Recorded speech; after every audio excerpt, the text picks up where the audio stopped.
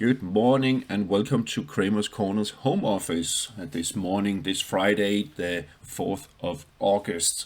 And we have a couple of earnings releases that we are going to talk about, not so much about the numbers, but more about the market reactions. We will start on the Copenhagen Stock Exchange, where we have the Maersk, one of the biggest container liners in the world. A little bit disappointing earnings, trading lower from the get-go, testing the 13,000, but it is bouncing a little bit. And as we can see here, the uptrend is still intact. There's no divergence on the RSI, it's still bullish on the daily. It was rejected here at the 200.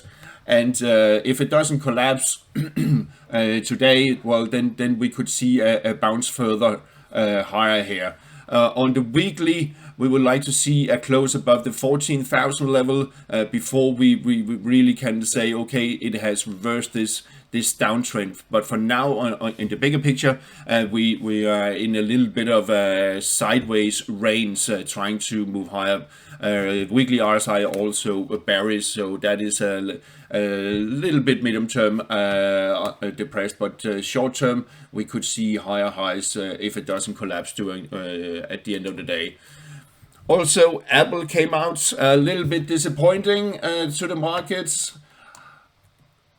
I have added this dashed line here. That is where it is currently trading pre-market. But let's see. I will do a written update on it when we get closer to the opening in US. But it is trading around 187 here, just below this little bit of support, you can say, here at 186.60.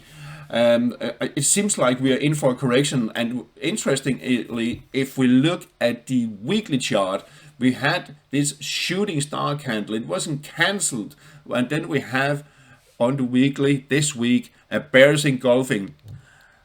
Unless market closes higher today, and it has to close above 193.41, that is the opening of last week's candle, then this bearish engulfing is not in play.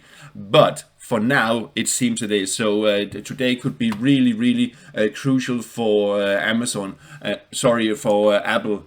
Amazon, we are going to look at too. They also announced earnings, and that was a really big positive surprise to the market. 140 is indicating that's a massive jump. 10-11% higher after close yesterday. So it's really strong, and we can delete these two lines here. They are not really in play anymore.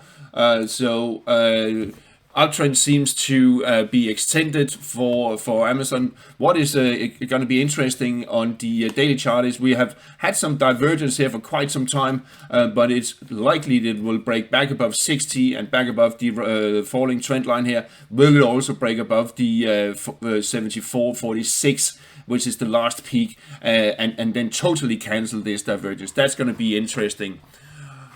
On the US market in general, it was a fairly quiet day yesterday on S&P 500. As you can see, it dropped a little bit, but only 0.25%. We are trading around 4,500. We are in a confirmed correction, as you can say, which was expected. Support at 44.55. It's not the strongest support, but nevertheless, and the rising trend line. We are opening, we are trading pre-market a little bit higher, as you can see here from the US 500. Trading a little bit higher it is most likely due to Amazon. Also, Nasdaq 100 was almost unchanged last night, but it's also trading a little bit higher this morning, dancing around this 15,368 support. So it's really, as you can say, it's really trying to stay afloat and not go into this correction phase, and we need a close below that to below 15,368 to go into a correction for Nasdaq 100. On the other European indices, we have DAX that is let's zoom in a little bit so we can see it more clearly here. It closed above the 618 retracement at 15,865 and above the 100 moving average. The RSI actually also closed above the 40, so it's still in positive sentiment despite this break here. So we are a little bit in a limbo. If we break below yesterday's low, I'm quite sure we'll also see RSI lower, and then we have a move down to key support here around 15,482.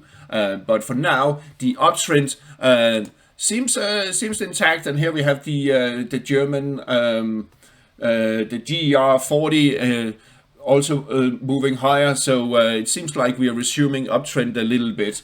Or at least it's trying. Interestingly, on the AEX Amsterdam, it actually closed above 768, so the uptrend is still intact on the Dutch market. Same can be said for the Belgian market. It never really touched the 3676 support. CAC 40, also interesting that it actually managed to close above the 72.51, so it's still fairly strong, and it's still in an uptrend where it can bounce from. On the FX markets, we have euro dollar that is dancing around the 786 retracement at 109.28. And the 55 and 100 moving average coming up, adding some support. I think it's safe to say we can remove this rising trend line here, but still we are in a positive sentiment, so we should resume uptrend shortly. On the dollar index coming up here, also dancing around the 786 retracement at 102.41. Interesting to see that the RSI actually closed above 60, so technically it is in a positive sentiment, but it was rejected at a cloud and is still trading below the 786 retracement. And if it starts moving below the 55 and the 100, then I think we could see a bear trend to resume. On dollar yen. On dollar yen, got rejected at 786 retracement on 143.40. I think we could see it's having another go again at this level here, because we have the RSI back above 60, and we are in an uptrend. We are in a confirmed uptrend short term and also medium term, of course. So I think we will see a move higher here in the next couple of days. But I wouldn't rule out a dip down to 141 and testing the 55 moving average coming up there. On the euro yen,